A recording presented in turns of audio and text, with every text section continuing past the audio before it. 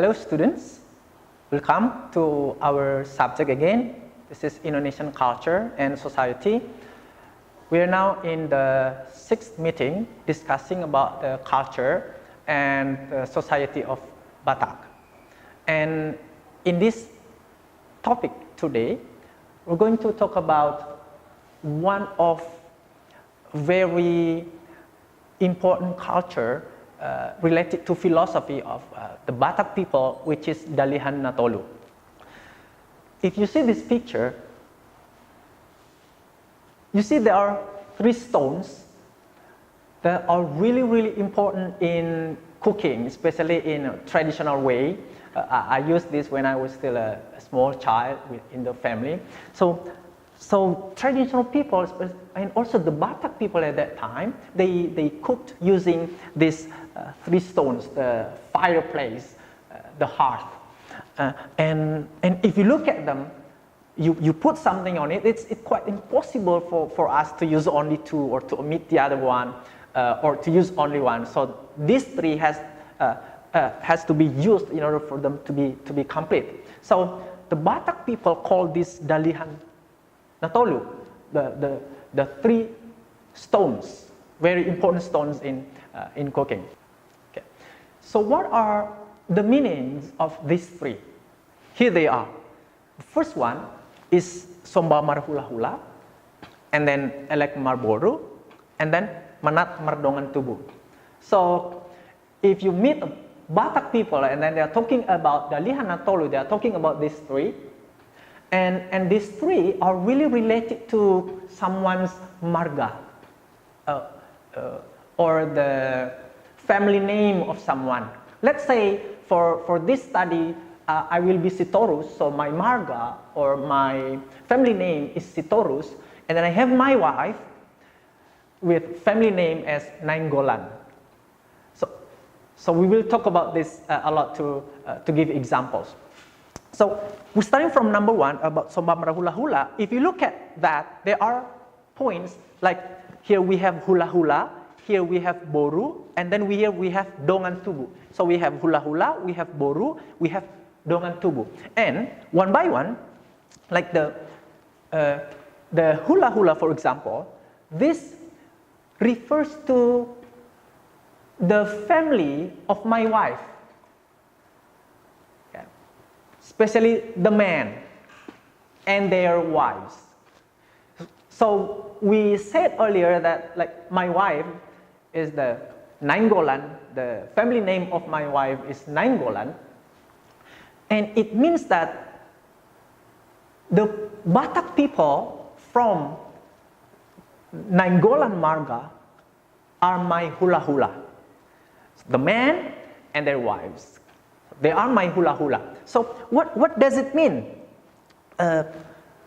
Hula-hula.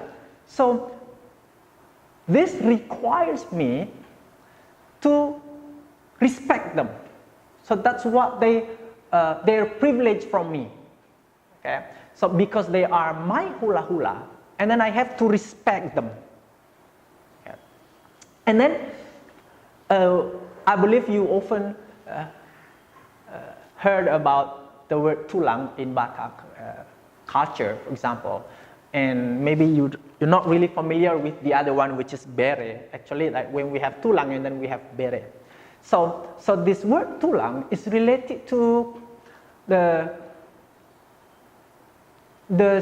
brother of my wife. So we said earlier that my wife is Nainggolan, okay, a girl, and then she has his brothers also Nainggolan. So my children later call my wife's brothers as their tulang. Okay. So in this case, which are my brothers-in-law, to my brothers-in-law, which are Nainggolans, my children are the beres. So bere, they call them bere.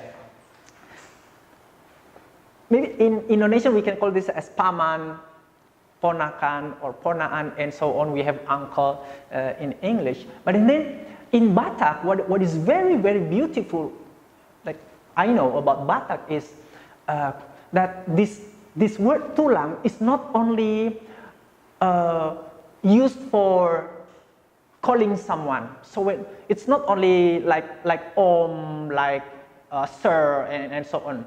So in Batak culture, when you call someone tulang, it means that he is someone that you have to respect.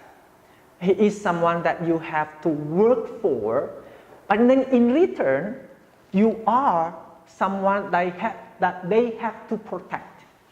So it's like that.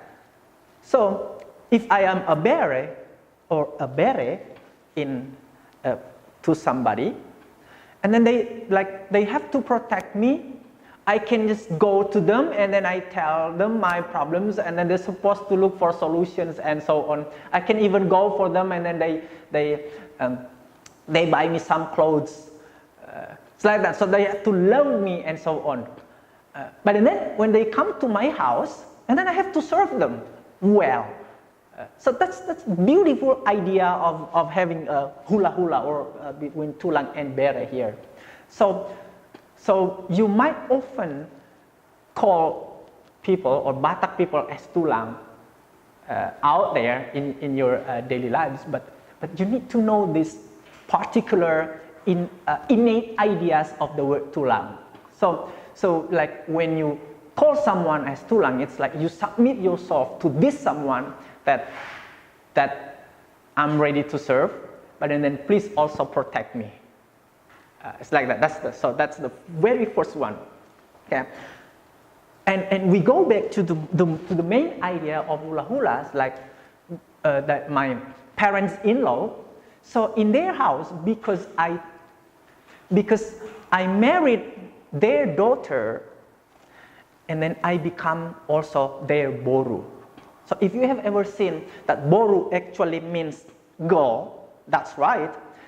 And then in Batak culture, because I married a Batak girl, okay, which is from Nainggolan family, so me, okay, also considered as a boru or as a girl in the family. So my responsibility in the family of my parents-in-law is like to serve, to work. There's no place for me to sit there doing nothing and so on. So I look for things to be done, and then I do that. Okay, and when they come to my house, and then I have to serve them. Okay, that's number one. And then number two. Now we're talking about boru. Actually, we have already covered this while talking about hula hula. But then, who are these boru? It is said in the philosophy that they should be elek marboru. Elek marboru means it's like they have to be leading. They have to be protective. Okay? They have to be inspirative, something like that. They have to be there, okay, for their borus or for their daughters. Okay, so let's refer back to what I call my marga, was like sitorus. So when I have children, and then of my children, let's say I have two girls. So in my family, they are the borus, okay, boru. And then they have responsibilities, is like to work and so on. And then when they get married to somebody from different margas, of course, and this man coming into my family, okay, my sons-in-laws will also be my boru, okay? and they become and I to them become their hula hula. So they have to serve me. It is in a positive way, like they have to work, but then I have to protect them. Okay, so that's the second idea of the Dalihan Tolu. And in the third one, we have Dongan Tubuh.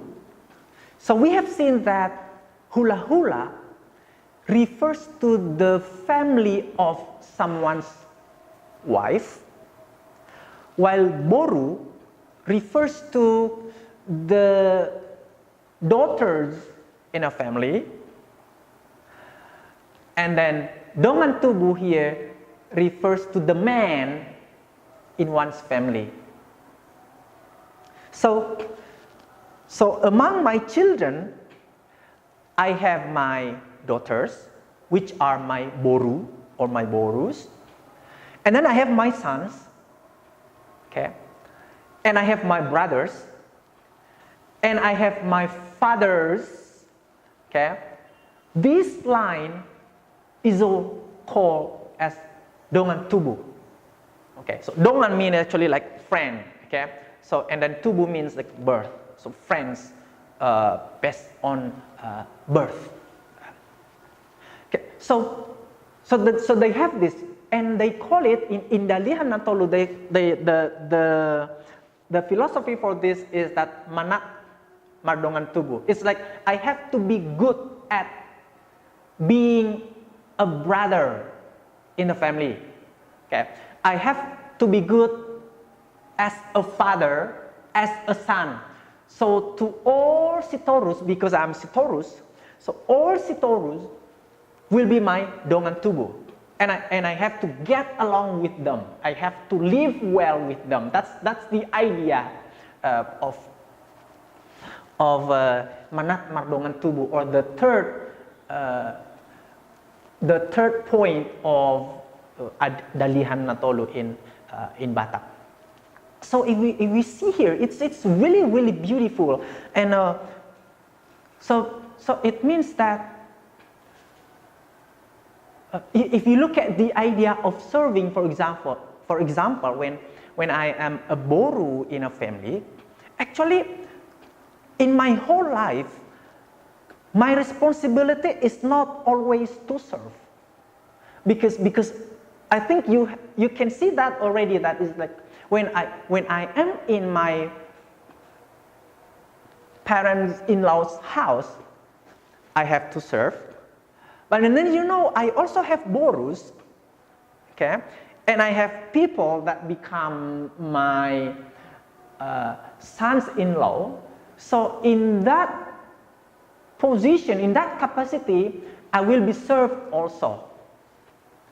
And this applies not only in the family, okay, but also in cultural events. Like if you see parties, big parties conducted by the Batak people in buildings, for example. So these roles also play important roles in those parties, in which there are people who serve and there are people who are served.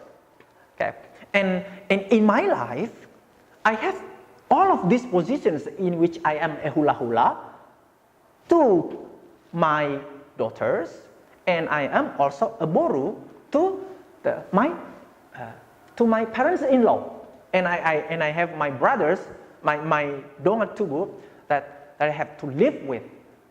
So that's the idea. So there's a balance between the responsibility and the privilege that I get, and it becomes in the life of Batak people. This becomes the standard of living socially among them, and then the sense of dignity. That's why if you see Batak people living in Surabaya, for example, quite far from here, or maybe in Papua, and then they meet other Batak people, and then they live like brothers and sisters, because they have this system of Dalihan Natolu. Maybe they have related to their family names or the marga. So it's really, really important part of the Batak life. I really hope that this can be a very influential supplement to the materials that we are studying now about the culture and society of Batak people. So please look at it again and then look for more information about how beautiful it is to dive into culture, especially the Batak culture. But then I believe that in other cultures like the Javanese that we're going to talk about later, and in other tribes that we have in Indonesia, they have really, really deep values that we need to understand as Indonesian people. So, thank you.